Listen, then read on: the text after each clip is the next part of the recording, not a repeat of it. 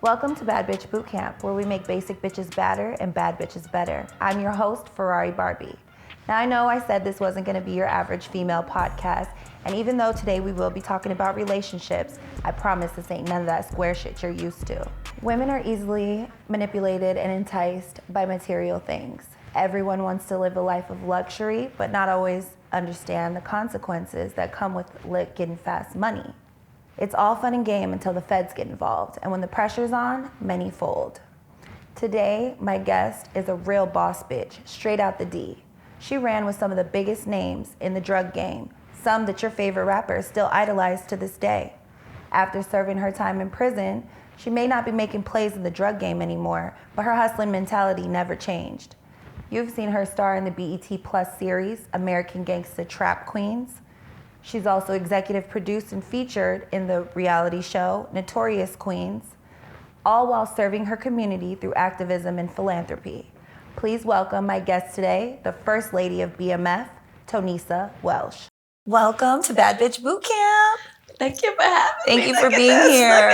You look beautiful today. today. You look really amazing. Thank you so much. This is Bad Bitch for real. Thank you, Ferrari Barbie. Yes. The coach. Yes. I'm trying to make these basic bitches badder and these bad bitches better. Oh, love it. So welcome to Atlanta. Thank you. This used to be my stomping grounds. Yeah. So we're celebrating you today, and I would love to pop a bottle of Bel Air with you. Yes, and I'm Do you like the gold or the blue? I'm looking at the colors. I don't know. I mean, I never knew the blue. Let's go gold. Gold is Let's always. go gold. Let's right? go gold. Gold Let's is go gold. Always. So you're from the D. Yes. From Detroit. Can you tell us a little bit about how you grew up?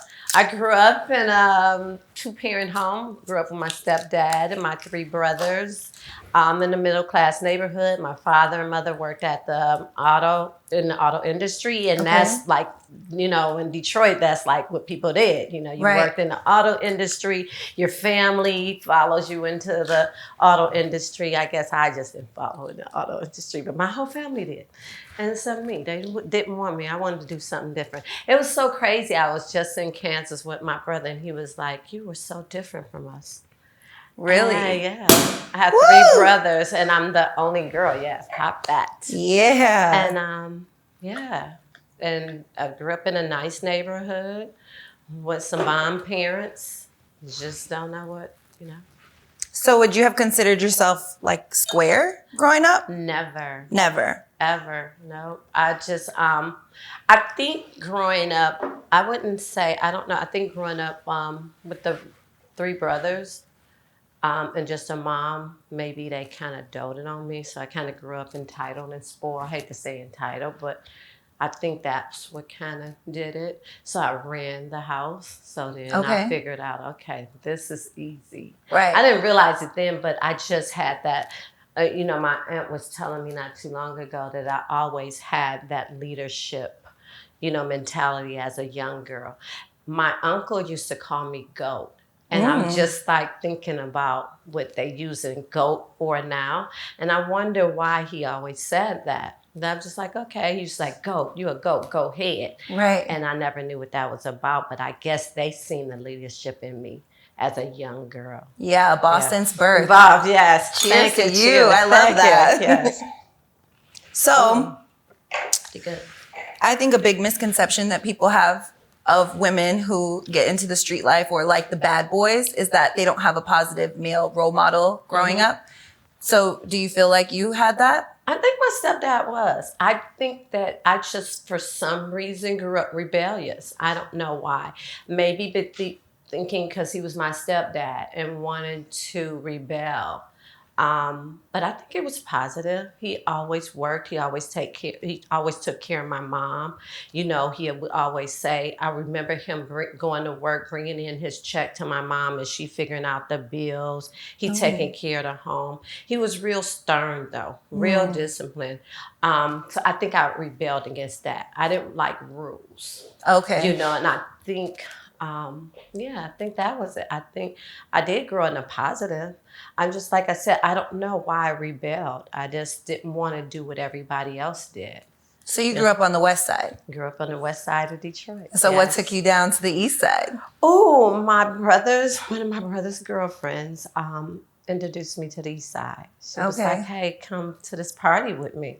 And I was like, so game, like, Right. yes, take me to a party. So we went to the East Side, to the Rooster Tail. And it was a whole different world for me. I always, stayed on the West Side, didn't know anything about the East Side, didn't know anything about the East Side bad boys. But when I seen them, I was turned out immediately. You was turned Have you ever did that? Have you ever went in somewhere like, oh my God. Chicago did it for me. Yes. It was just like glitz and glamour. In my world, it was glitz and glamour. I had never seen it. And immediately I wanted to live like that. They were just those type of men and women. What was it that was so attractive to you at that time? I think it was when we first pulled up the cars, the jewels, the women. Everybody was much older than me. My brother's girlfriend, she was much older than me, and I'm tagging along with her. So she showed me a different world. And when I went in there, I knew I was probably the youngest in there at that time. But it was like amazing to me. Immediately, I was attracted to that world. Yeah, it was just like, what is this? This is not real. It was just fabulous. Even like, I went back to the Rooster Tail and they were explaining to me, the history of the Rooster Tail. And he was telling me about the architect, the Art Deco and everything. And that's what attracted me into that world, that whole scene. Okay. Like the, how do we want to say? I want to say like, I'm sweating a little bit. I'm sorry. Like, it was like the pimps and hoes, the drug dealers. Yeah. And for some reason, that world, I was attracted to that world. Yeah. It was all new to me. I felt a little sheltered when I was on the west side. But when I see now, it's like, okay, this is me. This is where I belong. Right here. Right. Right here. Yeah. So do you feel like when you were attracted to that lifestyle, did you know like any of the like ugly parts of it? Like the risks and the consequences you could have been putting yourself into? Yeah, I don't know if you remember, you're a little younger, much younger, the movie like Superfly and, just attracted to like all the body. I was always attracted to like anything on television that had that kind of theme, like, the Superfly. Yeah. And, like, I don't remember her name, Foxy Brown and all that kind of stuff. And, Bonnie and Clyde, like the mafia, anything that had, that kind of shit. Right. I was attracted to that at a young age. I always imagined myself being in that world. So I didn't have that kind of, being in high school saying, oh, people had them goals in high school saying, I want to be, a doctor. I want to be a nurse. I want to be an attorney. I didn't know what I wanted to be in high school. In high school, I just wanted to graduate and get out, and figure out from then. Right. And that's what I wanted to do. Just like, hurry up. Yeah, get me out of here. Get me out of here. Right. At that time, my boyfriend was older. I just started in a serious relationship kind of late, and back then, like 15, still didn't have, sex until like 16, but still, that's kind of late considering now, and then. And I just still didn't know what I wanted, like had that one boyfriend, like I'm boxed in, I wanted to be out.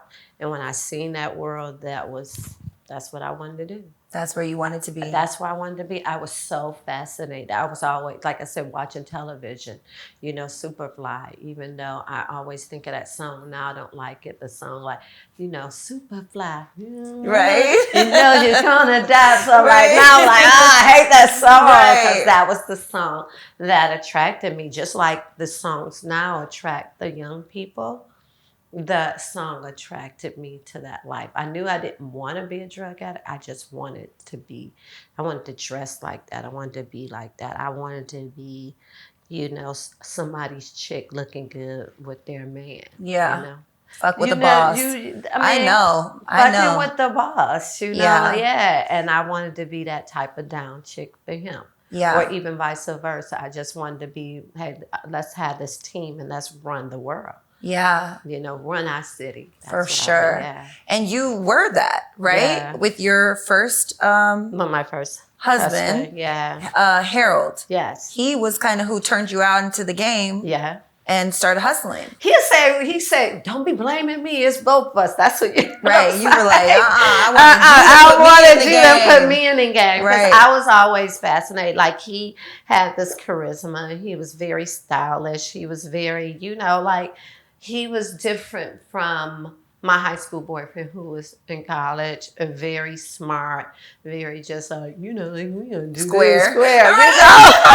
I still love him to death. Right. We are bestie friends, but I just wasn't, I was bored with that life. Yeah. And once I met my ex-husband, he just showed me a whole different world. And I wanted to be a part of that world that I had, imagined.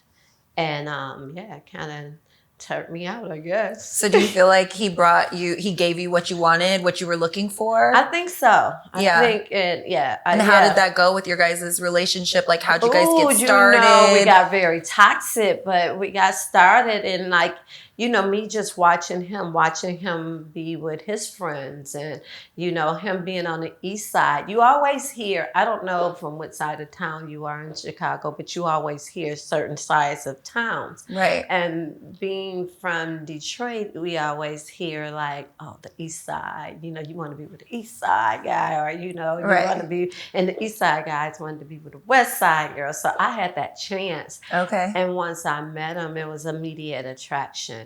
And then I wanted to be a part of that world. And I knew that immediately seeing who he was hanging with, his crew and the people he was surrounded with, I could be a part of that world. And I wanted to be a part of that world. No matter how many times my mother's like, no, don't go over there. I was being, she was pulling me back and I was pulling me back. And I just wanted that life. And my mother said, I knew when he bought you that first fur coat, it was over. It was over. Yes. There was no coming back. I was already turned out. He's giving me his whip, right away. And there was just no turning back. So coming from where I come from, being someone's bottom bitch from pimping and hoeing, that's what attracted me was the boss. I want to be his, we see their main chick and we're like, we want to be just like her. Right. Uh-huh. Can I be your girl too? Right. Can I look like this? Right. Can I do this? And, with my situation in pimping and hoeing, like he gives us a program, a plan, and then it's our job as a bad bitch, a bottom bitch, to meet those standards. Uh-huh. But in your case, I feel like your man just, by what I've heard and followed from your story, he brought you in and let you be a partner. And because I'm I grew up I don't know anything about being a follower. Not that I want people to follow me. I didn't even think about you are a leader. I just don't know how to take rules very well. Okay. Like you saying a bottom bitch, that would just drive me nuts for somebody to tell me what to do. Right. And so I wanted to be a part. I wanted to be a team. I want us to be a team. Let's bounce things off of one another. Not knowing then I wanted to be a team, but I've just felt like, hey, I can do that too. Right. You show me and I could tell you, I can do that too. I can run that too. That's what I wanted to do. And like he always tell me, like you was telling me too. We were like, we could tag team off of one another. We kind of, we had a great, at a time, we worked together good. He allowed me to, be a part of like, okay, what you think? And I've always thought that I could do it better. I'm like, I can do that better than you. Like, let me handle it. Mm-hmm. And I mean, I don't know, in the pimp situation, they might have let the bottom bitch or they run the other hoes. He would just let me, he knew that I had it in me, that I could do it. Cause I was like, once I learned something, I got that. Yeah. I'm gonna run that. I can boss up with that. Show me the game and let me make the play. Show me the game and I can do it. Like now, like coming home or just finding my way now, I know that I always tell people, okay, well, what is this? Okay, I can do that. I can run that. But younger, I didn't know that. I didn't have that mentality like, okay, once you learn something, you can do it. You can run a Fortune 500 company. I didn't know that younger, because once you run the business in the street, you know that you can run anything, because that's the hardest business out there to run. It don't stop. You know, you watching everything. That business runs 24/7 in every lane. In every lane. I used to tell, like I told him in Southwest City, you had to have a lot of brains to run the street and have it at a certain level. Yeah. You know, and I guess that's what it was. He trusted me in that. You know, we came together and he trusted me in that, and it was just, and he had trust issues anyway. You know, he don't let you. Oh, he had trust issues, and he trusted me. He knew that I can get it done. I had his back. We can work together. He don't see me do the worst. Right. You know, he blow up my car, I blow up his car. We just, Right. It was just that kind of thing that I was just, I don't know where it came from. Like I said, my brother was just telling me, where did that come from with you? And I don't really know. Maybe television, maybe just looking at you. Y'all too corny for me in this house. So I want to escape. And that's what I did. I escaped and met this person that, it wasn't at a time, it probably wasn't nothing that I wouldn't try. You know, I think about it all the time. I didn't have a fear of anything. Probably people would have said, "You think we can rob a bank?" I probably would have. You know, I'm just thinking now how you reflect. Do you reflect back a lot? I reflect back a lot. I think that I probably could have pulled those things off because I didn't have a fear, Right. And I had that type of confidence. That, what did they call it? Grandiosity. I had all of that. I just thought that I could do it. And that's where it came from. So you guys partnered up, and then you helped him grow his business, or you guys grew together. So how is that? I helped him. Yeah, I helped him grow his business. So I'm like, we ain't making enough money over here. How was that not like your fairy tale happily ever after? Like you, I don't, you know, like when did it go left? I don't know what year went left or how it went left. I guess, and you know, being the more money you had, the more, you know, insecurities become into a relationship, the more, you know, women, the more people become involved. And I think the more paranoia. And that happened with us, you know, I could see it. And that's one thing, like, even when I got with Terry, I said, and this is a true story, and people, I told him sitting at my kitchen table, I'm gonna make you rich. But when you get rich, please don't change. Don't make money change you, because I seen that in my first husband. The more he had, the more we were growing, the more he changed, the more, you know, the disrespect came, the paranoia came, the fighting came. So yeah, I just, I don't know what point the more money, you know. Yeah. With me, and I guess it's the egos. Yeah. The egos change people a lot. You know, I probably stayed a little more humble, trying to watch him, trying to protect him. I wanted to be that same person that protected him. He didn't want that, you know. He became more like, you know, you trying to be, and that's when it came, you know, the more insecure he came. So do you ever feel like maybe he got jealous of your success from the game that he gave you? And do you ever feel like, okay, in my situation, my dude put me in charge of a program. He gave me the plan, he gave me the rules, and he said, this is how much I need it to make. I exceeded his expectations.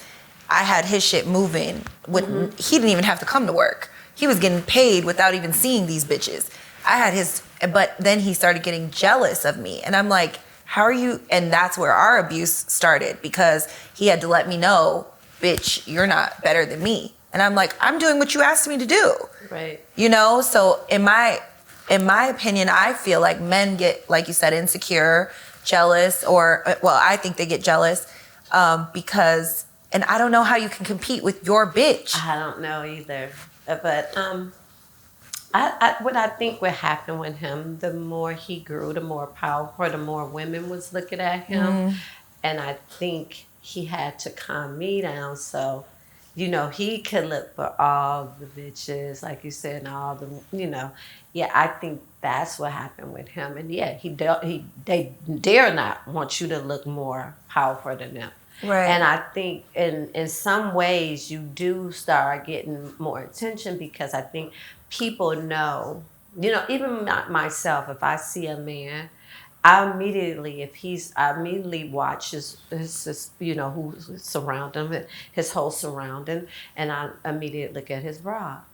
And I kind of say, I can tell if she's a bad bitch or she's a weak bitch or she's just, so I think when they start seeing, oh, she's getting too much, like you said, too much attention, people's knowing her name, that could have played in it. But I'm not really, I think a lot of it because we both were starting getting to know. And I'm starting to watch you too. You watching me. You doing too much, buddy. You starting to have too many hoes around you. So I got to calm you. He got to keep me down. Right. Like I'm going to give you a baby. You going to stay at home. I'm not a stay at home. Right. You didn't meet me like that. Exactly. And so I think all of that, like you said, all of it with me and play into it. And people don't realize it, but it does. Yeah. Especially with a street guy, you can't outshine him or look like you outshine. You can't come through a room and you got to look beautiful and quiet. Yeah. So Men always say they want a boss bitch, but then they don't know what to do when they get it. When they get the boss bitch. Yeah, and then they steady whine and dine a bum bitch and complain about it. And then you get you, like, it's always an issue. Yeah. And I think, like now, like we come back to we talk about, things back in the day, and all of that played in it, that all of it played a part in it. And you said you guys had a toxic relationship. Eventually, it was toxic. Yeah. I followed your story, and I see you stabbed his ass. It got right back with him.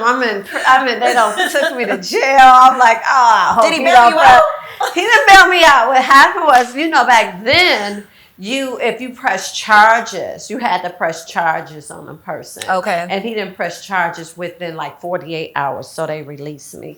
But now, I love the laws now that the state take over. That, if you're in an abusive relationship, they take over.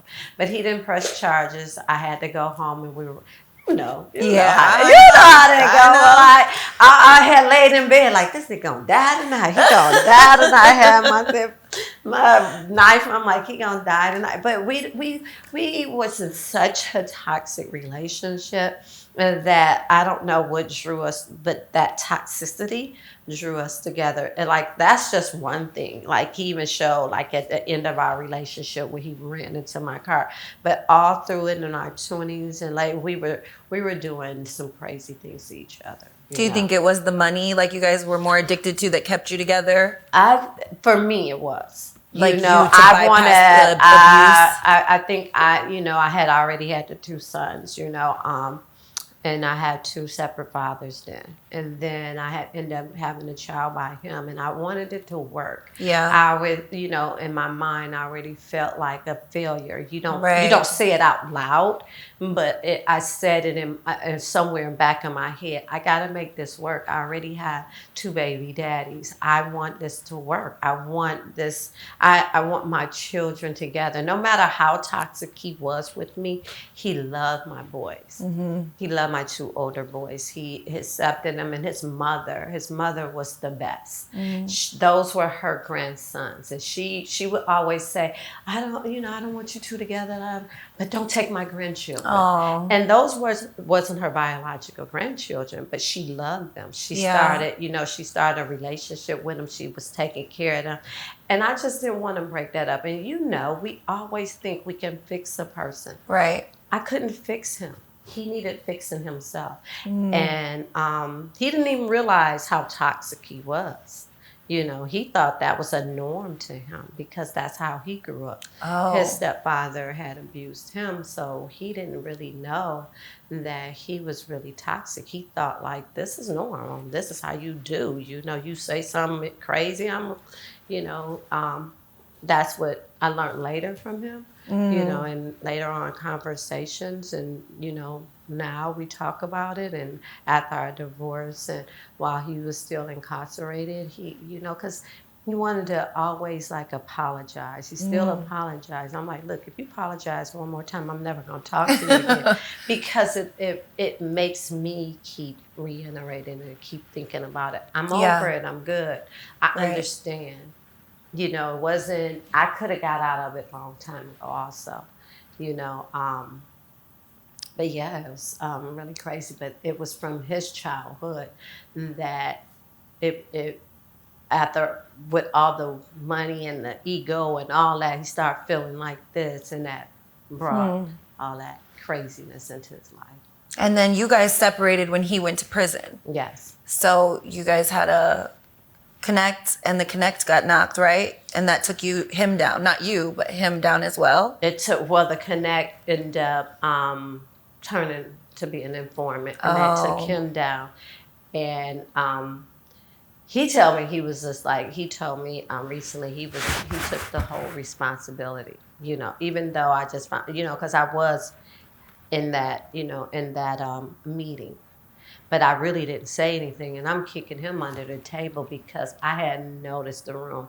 You know, that's one thing I don't know what it was. I just always kind of, you know, watch the room as soon as I walk in, and I had noticed everything. He's just gone whole, like, we about to get this money, we about to get this connect. And I'm like, no, you know, and I'm sitting there and watching the whole room, and he's just talking, I'm not saying anything, and I'm literally kicking him under the table, and he's still talking. And by the time we get home, like, I think the next day, then we get raided.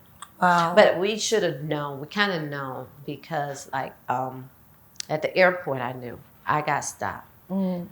I had told him, I don't want to fly with you. We ain't flying together. Okay. I'm not flying with you. Okay. And I did this whole plan. We flew separately. And then when we got home, he still took the phone call from them. And I'm begging him not to take the phone call. Like, fuck them. I literally said, fuck them. And he was like, we can't say fuck them. You're like, fuck them. And I said, and he was leaving. I said, please don't call him. Please don't call him. And that was in the evening. And that morning, he went out, he called him that morning. They had hit all our spots in Detroit. And how frustrating is that for you? Like, he trusts you with other situations and information and advice, and you're his girl. You're his bitch. You have his back. But you know, how does he not listen to your intuition? Men, sometimes they don't want to listen to us. You know how sometimes you be like, yeah, that ain't your friend. That nigga ain't your friend. Fuck him. He's not cool with you. He don't like you. We do this all the time, and they don't want to listen. And it was one of those situations. He didn't want to listen. And hard-headed, just that's what happened. And, you know, like I said, it happens all the time. They don't. We sitting back and we telling them, okay, you think that's your friend. He's not your friend. And that it was definitely one of those situations. Yeah. Even in my situation, my man, he had a bad bitch. Like, not a bad bitch. Like you. Like bad bitch. A bad rotten ass bitch. And me and the other girls warned him, like, she's not cool.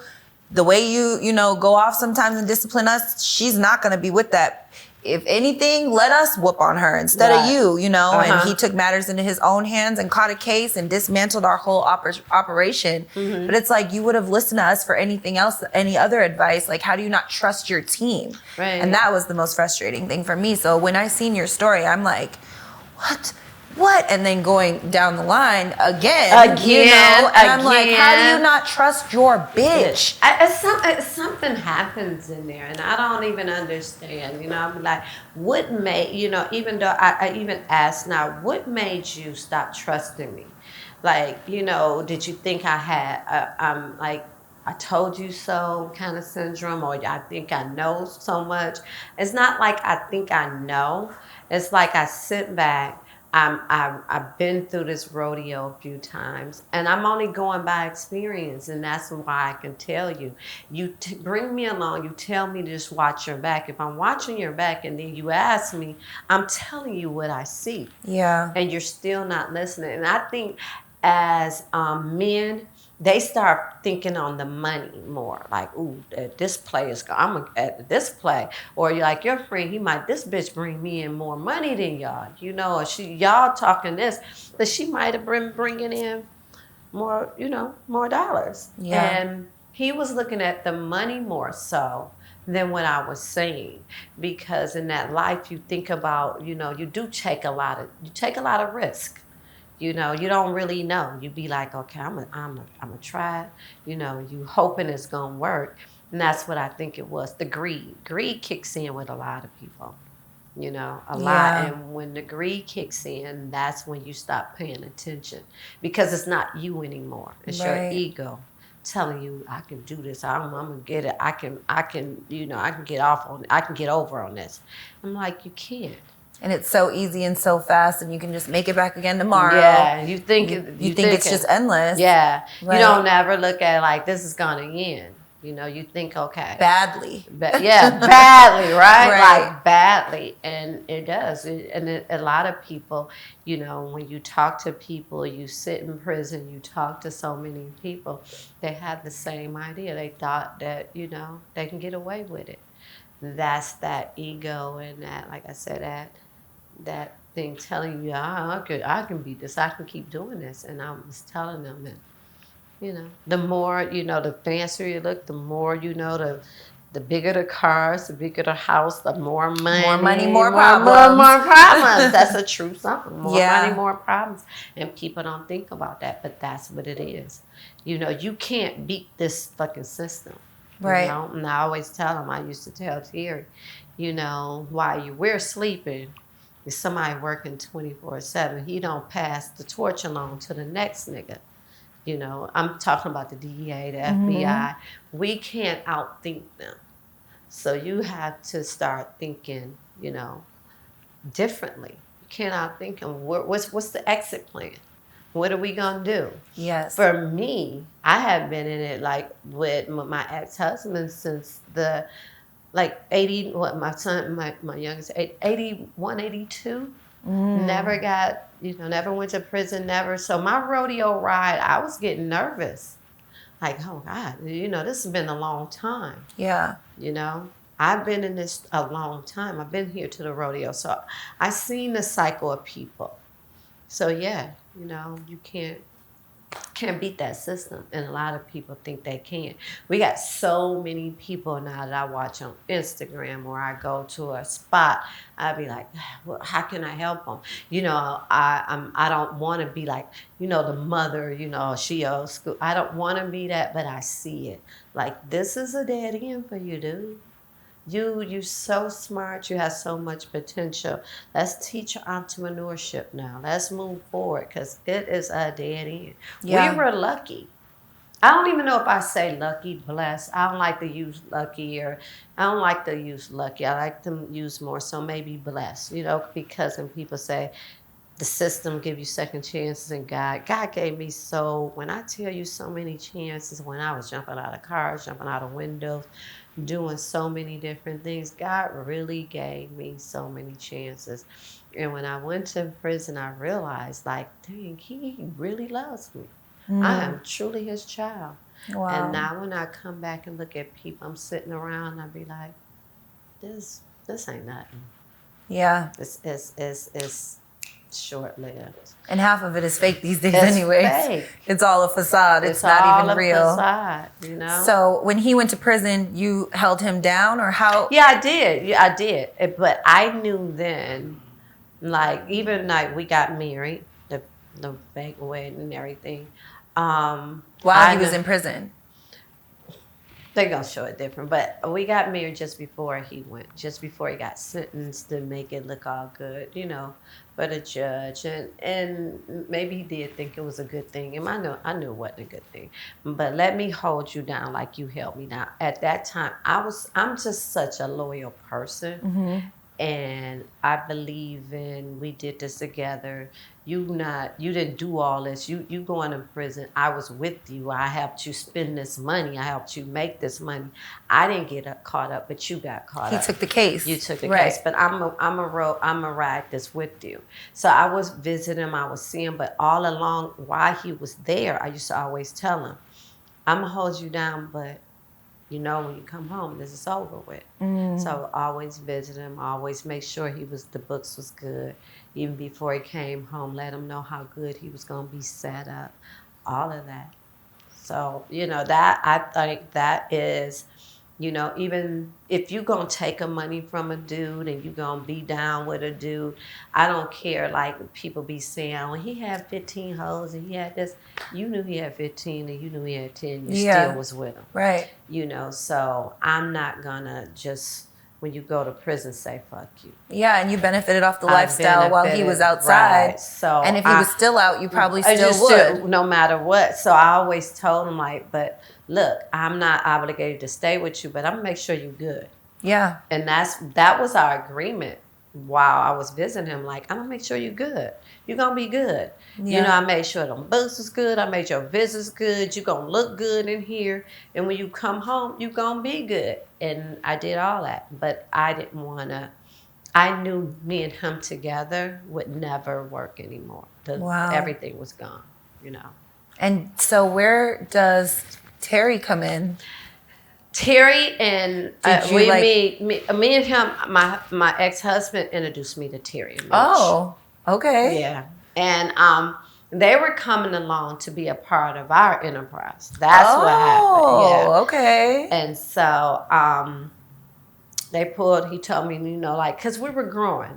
He had already had a crew, but he wanted to expand. He wanted some, This is pre-BMF. Like BMF was BMF not a didn't thing even yet. come in. They came to work for y'all. BMF came in like in 2000s. Like I said, I've been in the streets since like 90. Not my oldest son 81. So like 82, 83, all the way during the 80s when I first met my ex-husband. So when we met Terry and Mitch, it had to be like 86, 87. And my ex-husband had already been, had made a name in the streets of Detroit. So when he brought them along, they were just part of helping, we need some more people. We getting these things. These things are growing. We need more people to, help us distribute them. And so that's why when Terry and Meech, they called them the 50 boys. Oh, yeah. And the 50 boys, they were doing rocks. That's like 50. I don't know nothing about that. People always say, well, what is crack? Yeah, and I guess Boulder 50 rocks. Okay. And so, but when they came to be a part of us, my ex-husband were selling keys already. So he brought them he expanded them. Mm-hmm. So he brought them in to help expand. I heard about these two young brothers. What I've heard from him is he met Meech through his ex-baby mama, whose name was Yolanda. So Yolanda introduced them to the two brothers. My ex introduced them to me and say, hey, I'm going to bring them, some other couple of guys in. They from Southwest Detroit. I never knew what Southwest Detroit was in my life. I lived in Detroit all my life. Wow. Never had been there, never knew anything about it. And so we always would meet on I call it the famous Coyle Street. I grew up on Coyle Street, so we used to do a lot of deals on Coyle Street. Okay. So he was like, hey, we're going to meet on Coyle. Like, okay, I'm going to pull up. They were already there. Here I pull up, BNC. Boss bitch. I pull it up. Whip.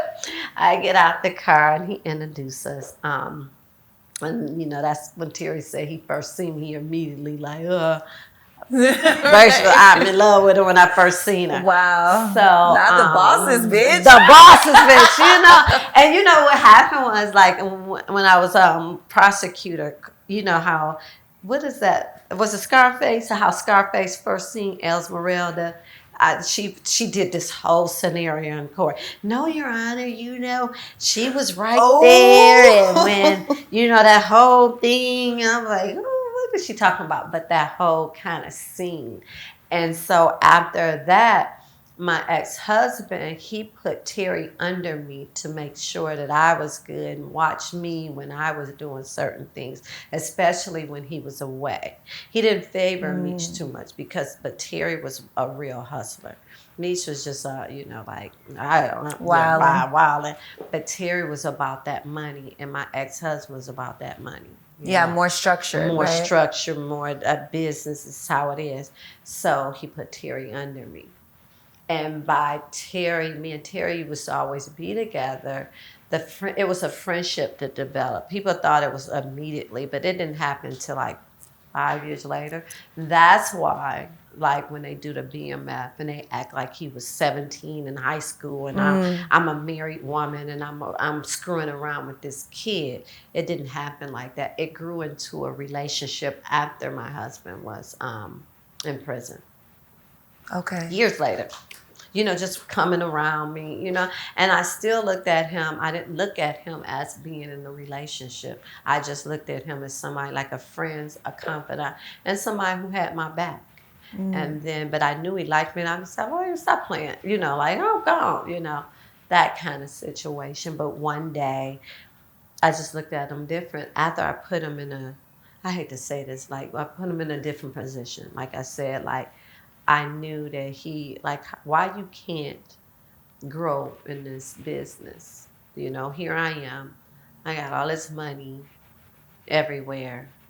And I'm looking at you and you're my friend and you're not growing. How can I help you grow? And that's how it developed. I'm going to make you rich. Don't change. Yeah. And I'm going to do this for you. And once I did that for him, that's when he said, like, one day you're not going to have to do it anymore. And that was a dream for me. Not that my ex-husband really wanted me to be in it. It was something I wanted to do. I thought I just liked that life. But you haven't got tired of shit. Like, I'm tired of this shit. I'm tired of, coming home. I'm faking the work job. I'm got my kids. I'm making my kids be little liars. They in my world, they can't tell people what we're doing. I'm a liar, they're little liars. I was just tired of the whole scene. Yeah. And I'm tired of watching my back. I'm tired of coming home, put my kids to sleep, watching all my windows. And once he said that and we developed this relationship, I'm like, finally somebody, I'm like, I got you. Yeah. You don't have to do this anymore. And that's how that developed. And then when you and Terry got together, basically, like, what was your contribution to the BMF movement?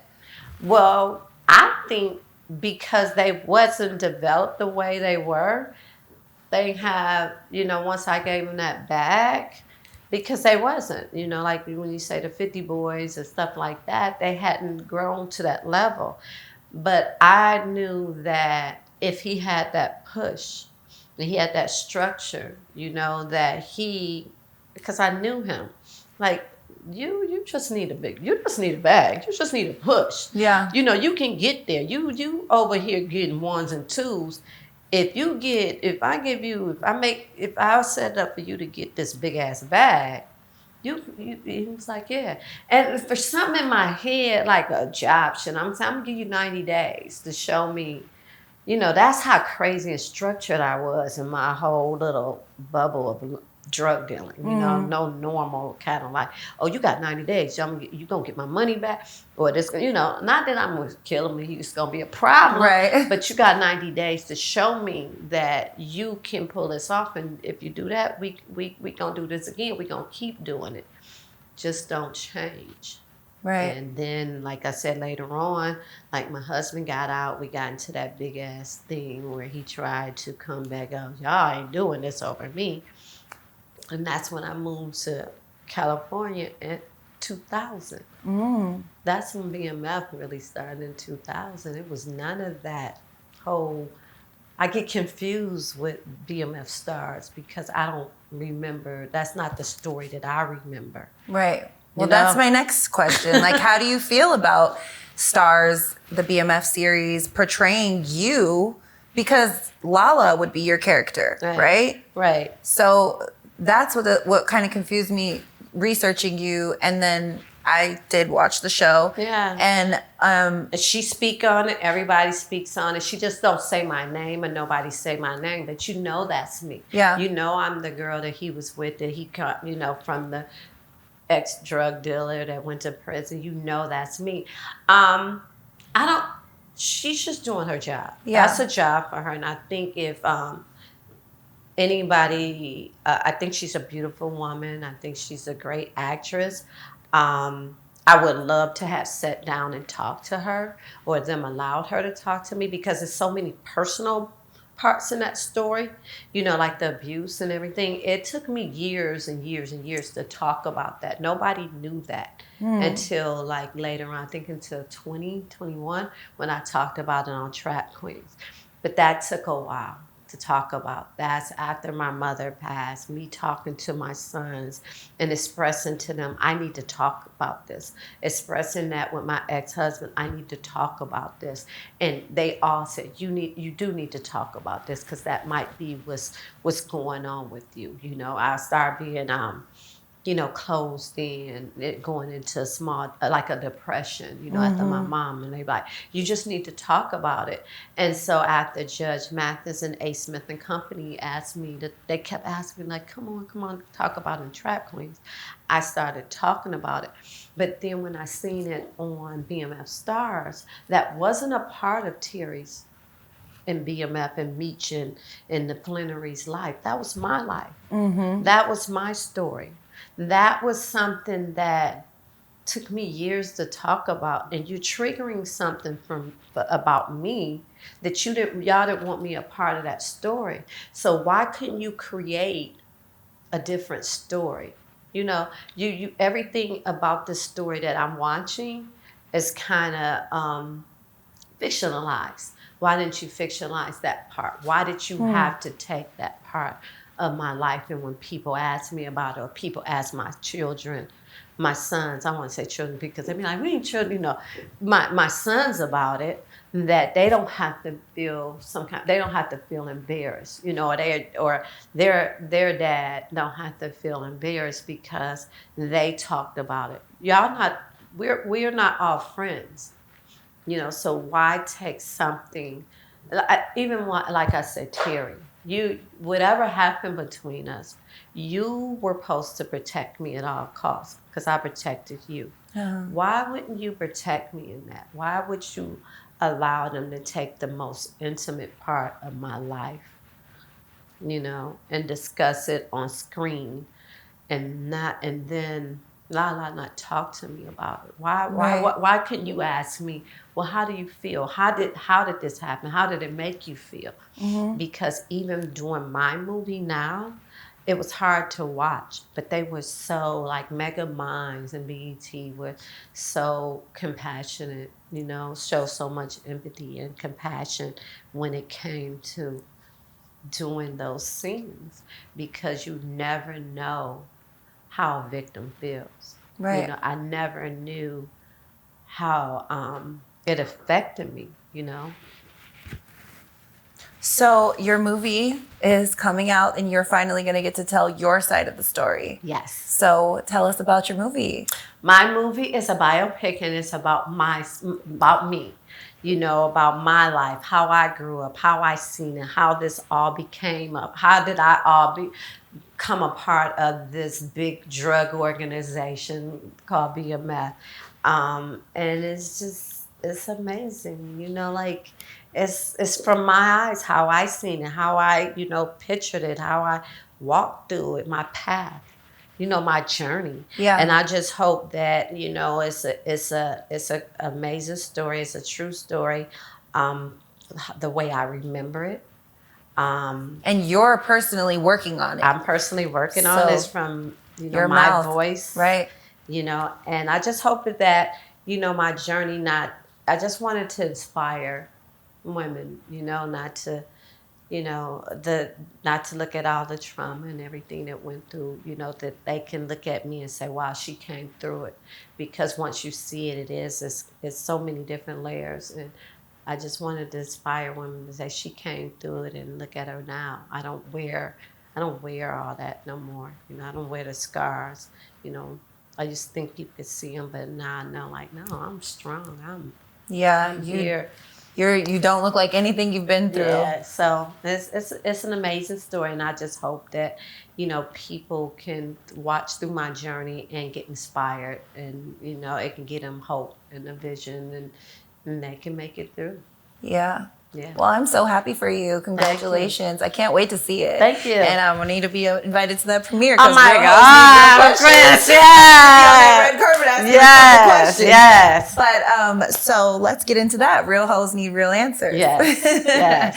So what would you say, like, to a woman who would be in your situation in prison, feeling like it's over after living that lavish life, getting knocked, going to prison, and just like, what advice would you give a woman, like, to motivate her that she's going to be okay when she comes out? I think that every day that you wake up and you take a breath of fresh air, and it's always a chance of hope. And I just say keep pushing. You know, we all can get down on ourselves and we can all get depressed, but I tell you, from me in my mouth and journaling and talking to yourself, and every day speaking positive words to yourself, and keep pushing, get surrounded by some positive queens, some positive people. It's nothing is over. Nothing is over. You can get through anything. Yeah. I swear to God, anything. Anything. As long as you can say, you can take a breath. Like I'll tell women, get up, make your bed, and if you got to make your bed, come to the couch. It's a step. Just every day. Just keep every day talking to yourself. Keep motivating yourself. Keep pushing, because it's always hope. Always. Yeah, and you're living proof. Right, and you're never too old, because, you know, young girls, young women always want to be like, oh, bitch, no. Right. You can look at me. You only get better and better. You only get better and better. I Yeah. would never thought that I would be where I'm at today. But like I said, my mother always would tell me, it's going to get better. It's going to get better. And I tell people, if you keep trying, no matter how bad it will get better. It will get better. If you ain't got nothing else but a pair of pants, a t-shirt, and one pair of shoes, just keep them clean. Keep yourself up. It will get better.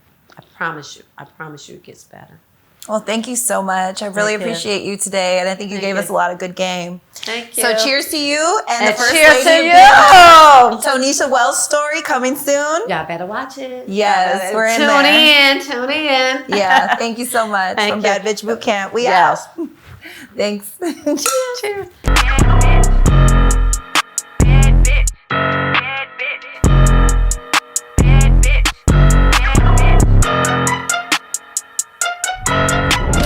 bitch.